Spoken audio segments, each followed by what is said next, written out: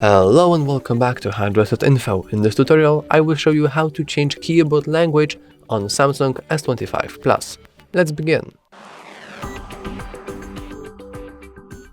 First, you want to navigate into Settings, scroll all the way down and click General Management.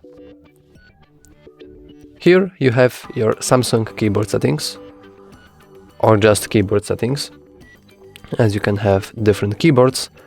Here, you can click Languages and Types, and simply, not here, Manage Input Languages, and here you can change different language.